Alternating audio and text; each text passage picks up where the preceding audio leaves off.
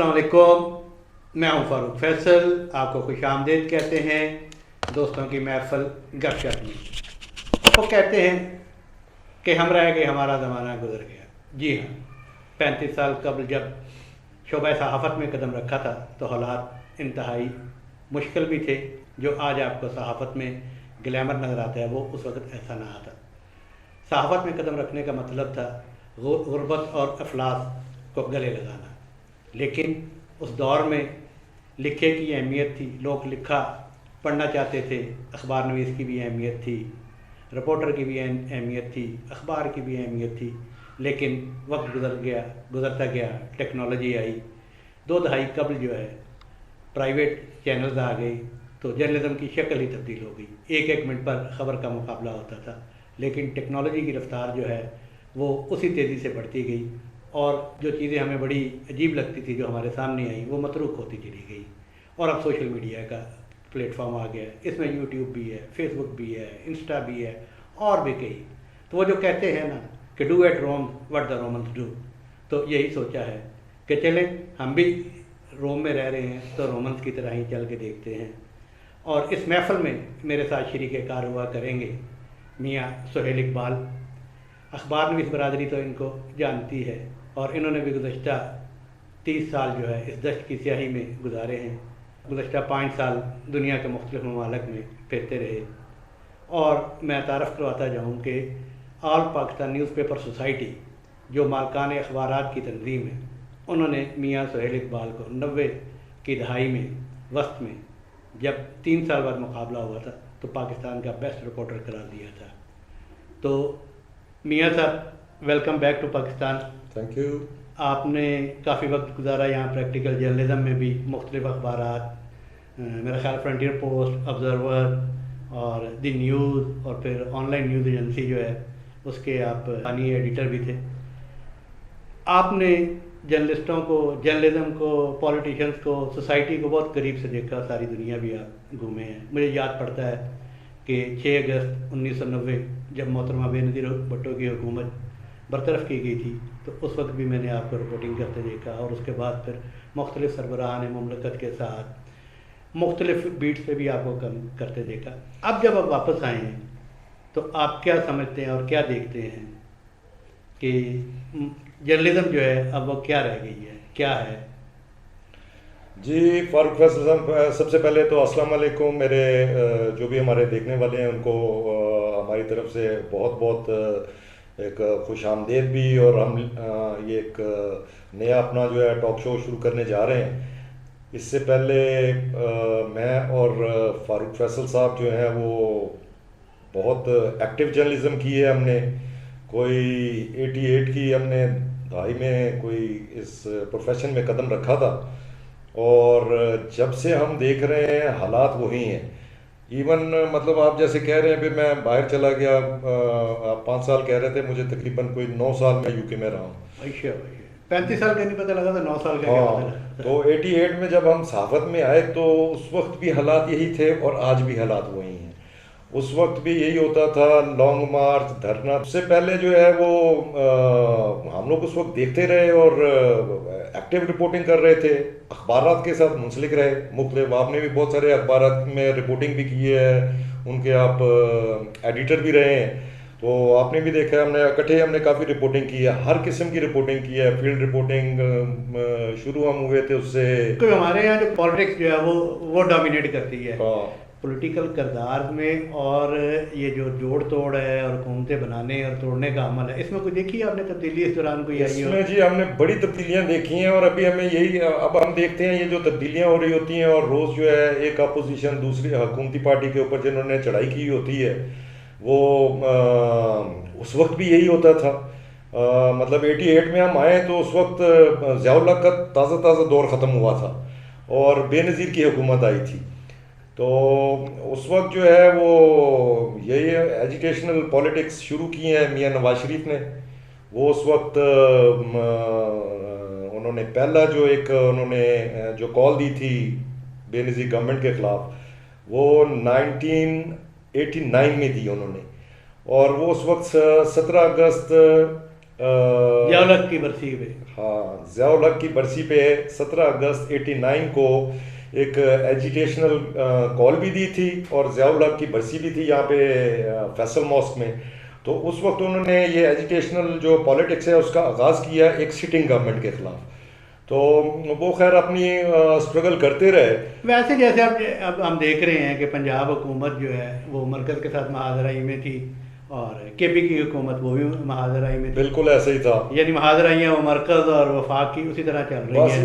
इसी तरह चलती रही हैं। पहले जो है वो सियासी किरदार कौन थे उस वक्त? सियासी किरदार तो उस वक्त मेन तो जो थे वो अपना बेनज़ीर भुट्टो और नवाज शरीफ ही थे।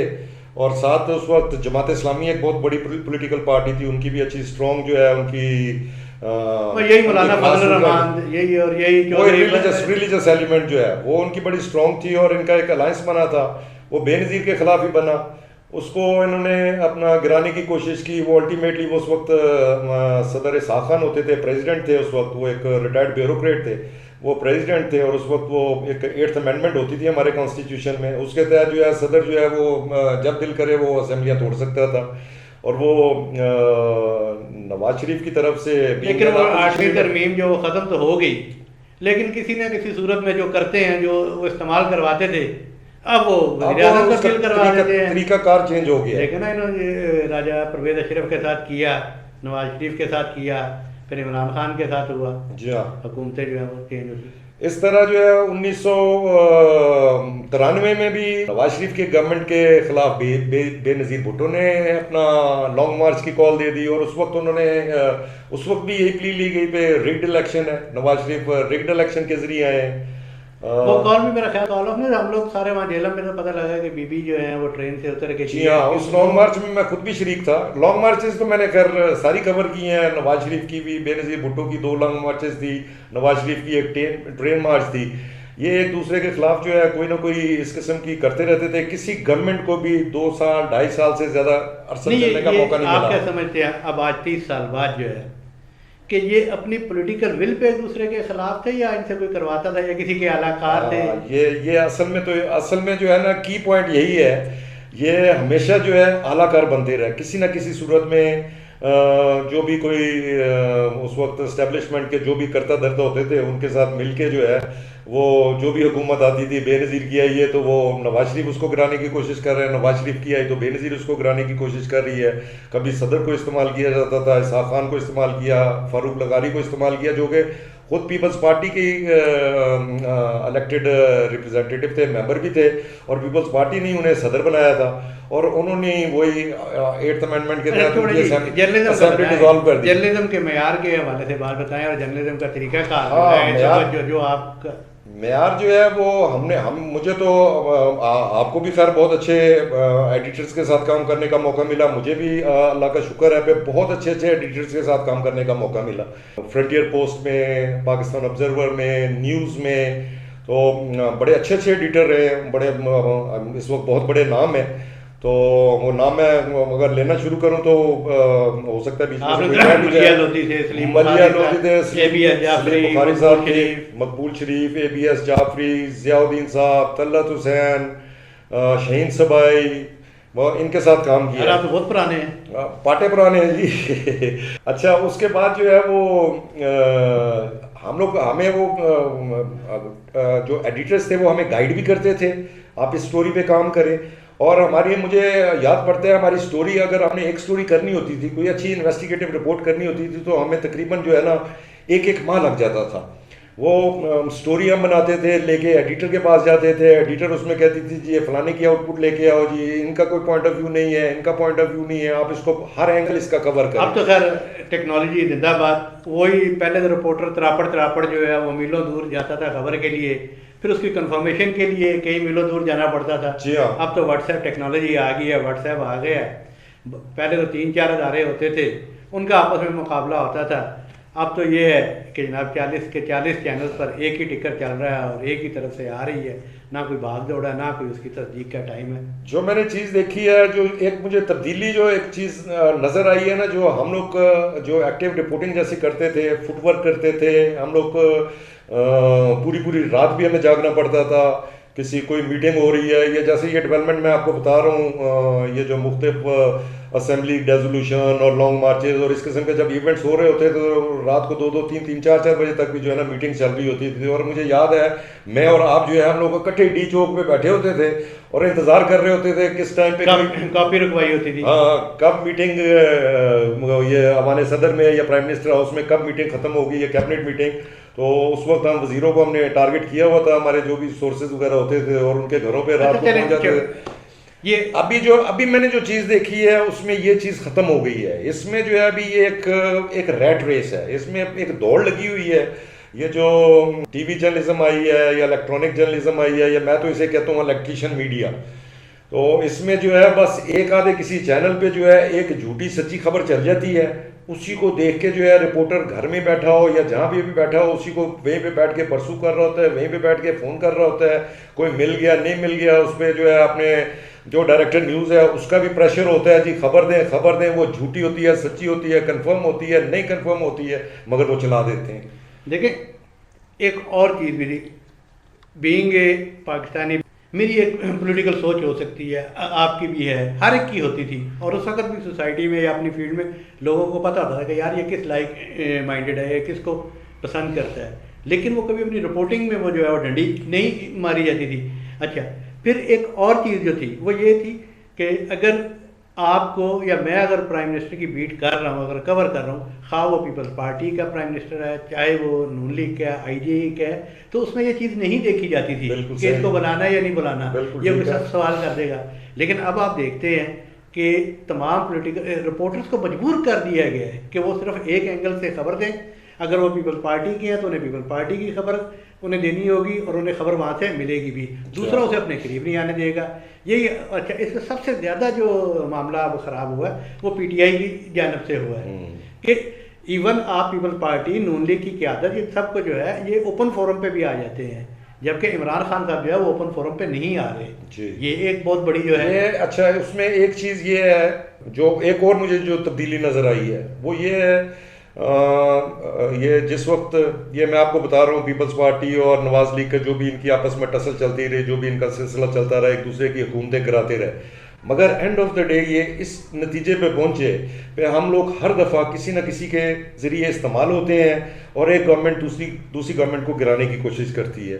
तो इन्होंने उस वक्त चार्टर ऑफ डेमोक्रेसी इन्होंने साइन किया था, मेरा ख्याल है ये 2006 में। तो मुझे इत्तेफाक हुआ वो चार्टर ऑफ, जब डेमोक्रेसी हो रहा था तो मुझे भी वहाँ पे लंदन जाने का इत्तेफाक हुआ, मैं भी उसकी कवरेज मैंने भी की, और वहाँ पे तकरीबन तमाम पॉलिटिकल पार्टीज, उस वक्त ये इमरान खान का तो कोई इतनी उनकी स्टैंडिंग नहीं थी, मगर तमाम पॉलिटिकल पार्टीज जो है उन्होंने एक चार्टर ऑफ डेमोक्रेसी पे साइन किया पे आइंदा से हम लोग इस्तेमाल नहीं होंगे किसी की गवर्नमेंट को डिस्टेबलाइज करने की कोशिश नहीं करेंगे। उन्होंने तो फैसला कर लिया कि हम इस्तेमाल नहीं होंगे, लेकिन सोसाइटी में आपको और लोग मिल जाते हैं जो इस्तेमाल होते हैं। और मैं ये पहली दफ़ा देखा है कि कोई पॉलिटिकल पार्टी और उसके चाहने वाले जो हैं वो खुद कह रहे हैं कि जी हम इस्तेमाल हुए, हमें फलाने का, लेकिन वो फैक्टर जो इस्तेमाल करने वाला, चलो हो सकता है इनको भी अकल आ जाए कि ये भी कहें कि आइंदा आप इस्तेमाल नहीं होंगे, लेकिन इस्तेमाल करने वाला फैक्टर जो है वो तो वहीं पर मौजूद रहा, गो के उसने कह दिया कि मैं ये पॉलिटिकल हूँ।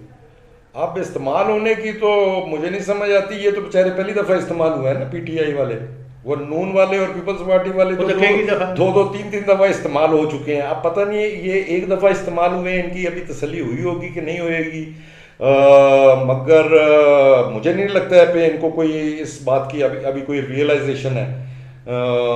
अभी कोई एजुटेशनल पॉलिटिक्स उसी किस्म की रखी हुई है। इवन मैं आपको बताता हूँ, आप जो है किसी भी डिबेट करते हैं अगर कोई अपोनेंट्स के साथ, इवन जर्नलिस्ट बैठते थे पीपल्स पार्टी के, जिसकी हमदर्दियाँ होती थी पीपल्स पार्टी के साथ, किसी की नून के साथ, किसी की जमात इस्लामी के साथ, अगर डिबेट करते थे बाकायदा आर्गूमेंट के साथ करते थे। यहाँ पे जो अब ये प्रॉब्लम जो सबसे बड़ी फेस करनी पड़ रही है PTI की, आप किसी बंदे के साथ आप आर्गूमेंट के साथ डिबेट नहीं कर सकते, वो स्ट्रेट अवे गालन गलूच पे आ जाती हैं। तो ये एक चीज़ जो है ये काफ़ी जो है एक प्रॉब्लम पैदा कर रही है, और आने वाले दिनों में मुझे नहीं समझ आता कि ये PTI के जो एक नई जो नेक्स्ट जनरेशन जो तैयार हो रही है, पोलराइजेशन बहुत ज़्यादा हो रही है, दूसरे की बात नहीं सुन रहे। एक और भी जो है जर्नलिज्म क्यों तब्दील हुआ। जर्नलिज्म में जो है जनरल मुशर्रफ के दौर में जो है जब इलेक्ट्रॉनिक मीडिया आया तो धड़ाधड़ जो है वो लाइसेंस जारी कर दिए गए हैं। और अब मार्केट में जो वो उनका जो बिजनेस है, उनका जो रेवेन्यू है वो एडवर्टीजमेंट पे, वो तो वहीं पे है। वो पहले 4-5 में तकसीम होता था, अब वो जो है 40-50 में तकसीम हो गया और उसकी वजह से जर्नलिज्म का मेयार जो कंप्रोमाइज़ भी हुआ है। अच्छा, पहले जब से जंग ग्रुप था, नुवायो ग्रुप था, डॉन ग्रुप था, तो ये सारे संजीदा सहाफ़त किया करते थे। जी हाँ। अब मसला ये है कि 3-4 शोबा जिनके पास कैश है ज़्यादा, कि जिन लोगों की हाउसिंग सोसाइटीज़ हैं उन लोगों ने चैनल निकाल लिए, जिनकी मेडिकल कॉलेजेस और हॉस्पिटल्स हैं वो इस इंडस्ट्री में आ गए, जिनके तालीमी इदारे हैं वो इन इंडस्ट्री में आ गए, जिसका नतीजा ये निकला कि जो बेसिक चीज़ थी, जो बेसिक पब्लिक के इश्यूज थे, हेल्थ का इशू था, एजुकेशन का इशू था, रिहाइश का इशू था, उसको मेन मीडिया जो है ना बड़ा हाईलाइट किया करता था। जी हाँ। लेकिन अब चूँकि वो सब सारे मालकान हैं और सबके कारोबारी मफादात जो हैं वो इकट्ठे हैं, जी हाँ। तो लिहाजा इन चीज़ों पे कुछ नहीं, अब मेन मीडिया में कुछ नहीं हो सकता। लेकिन जहाँ पर इतनी हम नेगेटिविटी की बात कर रहे हैं वहाँ पॉजिटिविटी भी है। टेक्नोलॉजी ने ये क्या किया है कि पहले मैं और आप जो हैं वो मालकान के मरहून मिन्नत थे, और हमारे अखबार में भी साथी भी और सारे कि जी हमें आज़ादी नहीं है, वो हम खबर देते हैं तो इश्तिहार रुक जाता है फलाना। तो आज टेक्नोलॉजी ने ये एक टेलीफोन दे दिया आपको, जो बात करना चाहता है वो बात करे, जो रिपोर्ट करना चाहता है रिपोर्ट करे। और ये इतना ताकतवर मीडिया है, या इसकी रीच इतनी ज़्यादा है कि आप हैरान होंगे कि इस वक्त पाकिस्तान में टोटल जो प्रिंट मीडिया है, टोटल प्रिंट मीडिया पूरे मुल्क में 2 लाख से ज़्यादा अखबार नहीं फ़रोख्त होते, जिन पर मरकज़ी हुकूमत, पंजाब हुकूमत, सूबाई हुकूमतें, सिंध हुकूमत या KP की हुकूमत अखबारात को सालाना 9 अरब रुपए के इश्तिहारात जारी करते हैं। और इस वक्त जो हमारे साथी वीलॉग्स कर रहे हैं, यूट्यूब चैनल चला रहे हैं, उनका एक प्रोग्राम जो है वो 5-5 लाख की तादाद में लोगों को देखा जा रहा है कि भाई आज का ये जो यूट्यूबर और वी ब्लॉगर है ये पूरे पाकिस्तान की प्रिंट मीडिया पर हावी है। बिल्कुल ऐसे ही है। तो फिर क्यों ना हम भी ये प्लेटफॉर्म इस्तेमाल करें। तो आप हमारे चैनल को सब्सक्राइब भी करें, और वो क्या कहते हैं, वो जिस बटन को दबाते हैं ताकि बेल आइकॉन, उसको भी। और इंशाल्लाह हम रोज़ाना आपकी खिदमत में हाजिर हुआ करेंगे। अपने सीनियर से भी जो है उनसे भी मुलाकातें करेंगे, उनसे पूछेंगे भाई क्या हुआ। और हमारे जो जूनियर हैं माशाल्लाह इस वक्त टेक्नोलॉजी को इस्तेमाल कर रहे हैं और आप तक रोज़ाना पहुंच रहे हैं, उनसे भी रहनुमाई हासिल करेंगे। बिल्कुल जी। ये आज तो हमारा ये पहला प्रोग्राम था, ये तारफ के लिए ये हमने सिर्फ एक अपना इंट्रोडक्शन करवाना मकसूद था पे हम लोग अब ये करने चाह रहे हैं। इससे पहले हमने ये साफत की हुई है, और अब जो सोशल मीडिया का प्लेटफॉर्म है वो बहुत स्ट्रॉन्ग हो चुका है, और उसी से अब हमने भी सोचा पे हम आप तक जो है सही हकीकत, जो हकायक हैं, खबरें, तज्जिए आप तक पहुंचाएं। तो इंशाल्लाह हमारे आपको आप ये ना समझे कि हम जो है वो माजी के किसी सुनाते रहेंगे उस वक्त क्या हुआ क्या नहीं हुआ। इंशाल्लाह 2-4 दिन लगेंगे, अपनी रूट्स बहाल करेंगे, अपनी सोर्सेज बहाल करेंगे, तो आपको अच्छा बाखबर रखेंगे MNN के प्लेटफॉर्म से। इसके साथ ही मुझे और खान साहब को इजाज़त दीजिए। अल्लाह हाफिज़। अल्लाह।